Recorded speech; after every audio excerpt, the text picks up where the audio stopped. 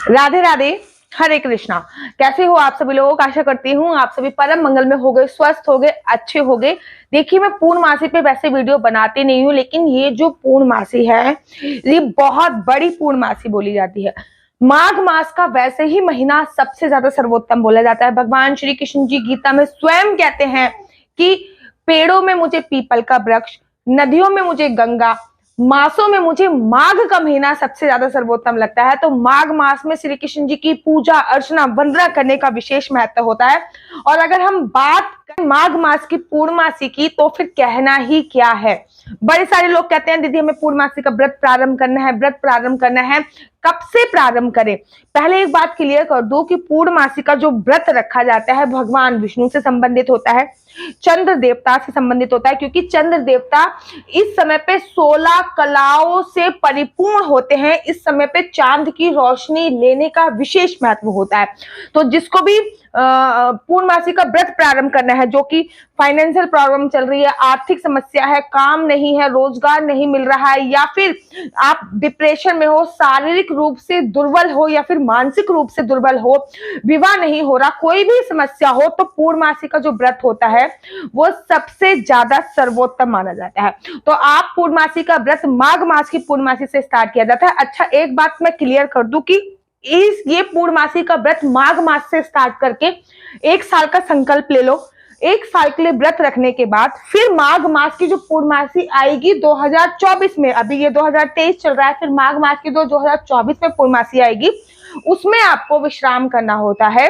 तो जो लोग पूर्णमासी का व्रत रखना चाहते हैं वो 5 फरवरी से स्टार्ट कर सकते हैं। माघ मास की पूर्णमासी है। अगर व्रत भी ना रखना चाहो तो कुछ उपाय तो आपको अवश्य करने हैं। क्या क्या उपाय है वो बताती हूँ।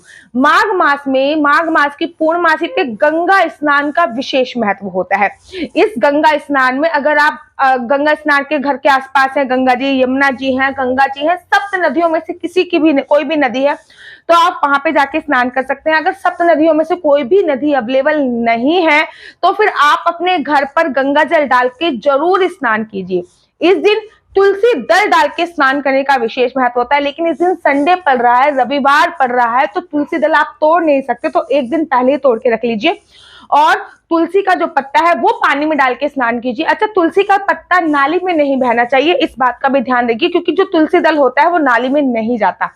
आप तुलसी को स्पर्श कीजिए अपने पानी से, उसके बाद तुलसी निकाल के बाहर रख लीजिए, या फिर तुलसी को पीस कर पानी में डाल सकते हैं, उसके बाद आपको स्नान कीजिए। कहते हैं तुलसी दल पानी में डालकर पूर्णमासी पे स्नान करने से गंगा स्नान का फल मिलता है, साथ साथ भगवान विष्णु की कृपा साक्षात बरसती है। उसके तत्पश्चात पूर्णमासी है तो इस दिन श्वेत रंग के वस्त्र धारण कीजिए। कोशिश कीजिए कि इस दिन सफेद रंग के कपड़े पहनिए और सफेद रंग के ही कपड़े पहनिए।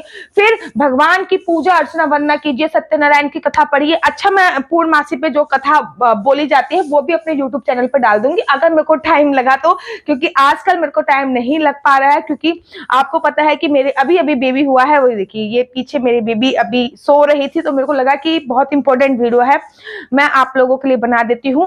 और अभी 1.25 महीना भी नहीं हो पाया है, 1.25 महीना भी ढंग से नहीं हुआ, 1.25 महीना भी हुआ भी नहीं है, तो उससे पहले ही मैंने अपना वर्क स्टार्ट कर दिया है। तो लेकिन बहुत इंपॉर्टेंट पूर्णमासी थी, इसलिए मेरे को वीडियो बनाने की आवश्यकता पड़ी। तो आप सत्यनारायण की कथा भी पढ़ सकते हैं, या फिर पूर्णमासी व्रत की जो कथा होती है आपको वो पढ़नी चाहिए। सफेद चीजों का दान करना चाहिए पूर्णमासी पे। सफेद चीज अवश्य घर पे बनानी चाहिए, जैसे कि मैं हमेशा कहती हूँ अमावस्या और पूर्णमासी, ये 2 दिन ऐसे होते हैं जिस दिन खीर बनाना आवश्यक होता है। अमावस्या पर जो खीर बनाई जाती है वो सुबह होती है, सुबह खीर बनाते हैं अमावस्या पर। पूर्णमासी पे जो खीर बनाई जाती है वो शाम को बनाई जाती है। जो लोग बहुत ज्यादा डिप्रेशन में है, बार बार जिनको चिंता है, मानसिक परेशानी है, किसी भी चीज की उलझ जाते हैं, वो लोग पूर्णमासी में चांद दर्शन अवश्य करें। अगर आपने व्रत रखा है तब तो आप चंद्रमा को जल देते ही देते होंगे। अगर आपने व्रत नहीं भी रखा तब भी मेरे कहने पे माघ मास की जो पूर्णमासी है इस पर आप चंद्रमा को अर्घ अवश्य दीजिए। चंद्रमा को जब आप अर्घ दे रहे हो अर्थात जल दे रहे हो तो एक बात का ध्यान रखिए, उसमें थोड़ा सा अक्षर डालिए, उसमें थोड़ी सी चीनी डालिए। उसके बाद जब चंद्रमा निकल जाए तो उसको अर्घ दीजिए और वहीं पे खड़े होकर चंद्रमा के साथ परिक्रमा कर लीजिए। अब ये नहीं चंद्रमा पे जाओगे आप परिक्रमा करने, एक ही स्थान पे खड़े होकर 7 बार आपको घूमना है। चंद्रमा की 7 परिक्रमा अवश्य और अवश्य कीजिए।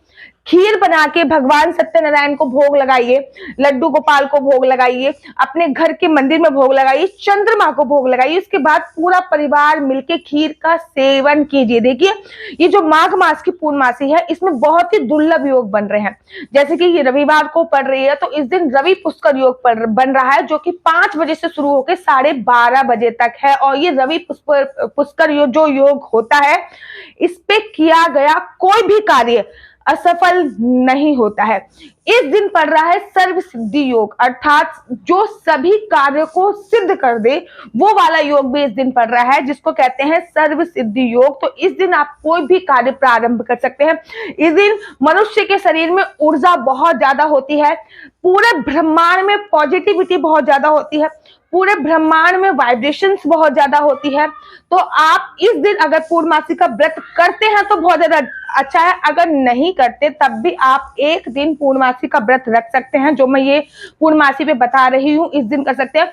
सफेद चीजों का दान इस दिन कीजिए। सफेद चीजों का दान अर्थात जिनकी राशि में चंद्रमा कमजोर है, वो चंद्रमा के नीचे जाके बैठिए, कुछ देर तक चंद्रमा को देखिए। जैसे कि मेरी बिटिया की धनु राशि है और चंद्रमा मेरी बिटिया का कमजोर है, क्योंकि अमावस्या के बाद प्रतिपदा पे हुई है। अच्छा, आप में से अगर ये लोग इस पे भी वीडियो चाहते हैं कि कौन सी तिथि पे पैदा होने वाले का भाग्य कौन सा अच्छा होता है और कौन सी तिथि पे पैदा होने वाले लोगों का कौन सा ग्रह कमजोर होता है, तो मुझे कमेंट्स कीजिए, मैं उस पर भी डेफिनेटली वीडियो आप लोगों के लिए बनाऊंगी। जैसे कि मैंने आप लोगों को बताया ना कि मेरी बिटिया प्रतिपदा पे पैदा हुई है, जो अमावस्या के बाद थी, तो उसका चंद्रमा वीक है। तो मैं एवरी पूर्णमासी पर इसको छत पे लेके जाती हूँ, छत पे डुलाती हूँ, ताकि इसका चंद्रमा स्ट्रांग हो।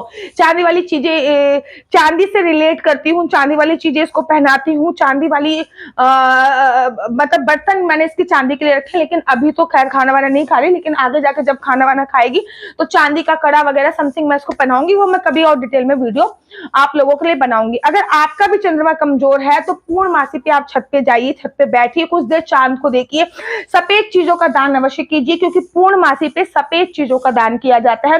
पूर्णमासी के बाद भी दान कर सकते हैं, लेकिन पूर्णमासी वाले दिन जैसे कि चावल हो गई, चीनी हो गई, भूरा हो गया, आटा हो गया, तो ये चीजें जो सफेद चीज होती हैं, इनका दान जरूर किया जाता है। सफेद चीज ग्रहण कीजिए, जैसे कि आपको सफेद रंग की खीर अवश्य बनानी है, क्योंकि चावल का संबंध भगवान चंद्र संबंध, दूध का संबंध भी चांद से होता है, और वो जो खीर बन जाती है और पूर्णमासी के दिन बन जाती है तो बहुत सर्व सिद्धि मानी जाती है।